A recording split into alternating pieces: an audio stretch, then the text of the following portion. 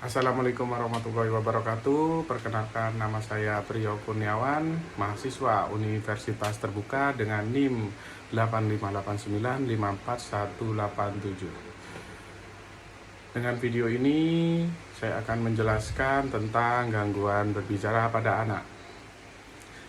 Gangguan bicara pada anak dapat disebabkan oleh beberapa faktor seperti keterlambatan perkembangan, gangguan pendengaran, masalah pada struktur mulut, contohnya bibir sumbing, atau gangguan saraf dan otot.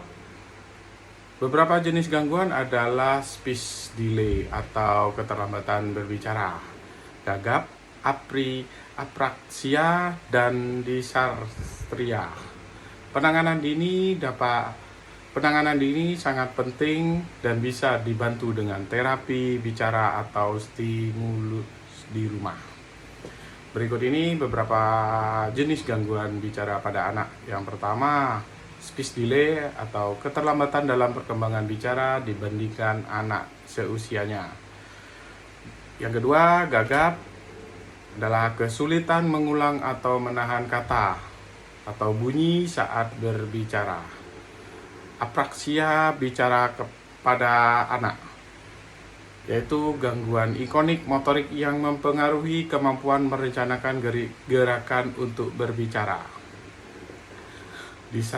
Dysarthria, kesulitan berbicara akibat melemahkan otot-otot berbicara. Dan yang berikutnya, gangguan artikulasi. Pada gangguan artikulasi, yaitu kesulitan dalam mengucapkan bunyi atau huruf tertentu, misalnya cadel. Dan yang terakhir, gangguan resonansi, yaitu masalah pada kualitas suara akibat resonansi yang tidak normal, misalnya suara terlalu banyak keluar dari hidung. Dan berikutnya itu tentang penyebab dari gangguan bicara pada anak. Yang pertama ada 6 faktor menurut saya. Yang pertama, keterlambatan perkembangan yang biasanya terjadi pada anak dengan gangguan perkembangan seperti autisme atau sindrom genetik lainnya. Dan yang kedua, gangguan pendengaran. Kesulitan mendengar dapat menghambat kemampuan meniru suara atau bahasa. Dan yang ketiga, kelainan struktur mulut.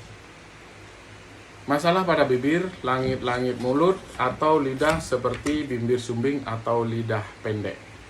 Dan yang keempat, gangguan saraf dan otot.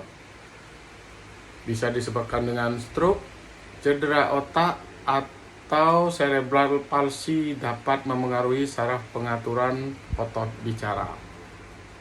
Dan yang kelima, faktor psikologis, bisa diakibatkan dari stres, trauma, atau kecemasan dapat mempengaruhi kemampuan bicara.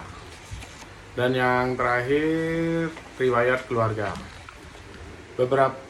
Beberapa gangguan bicara bisa memiliki faktor genetik.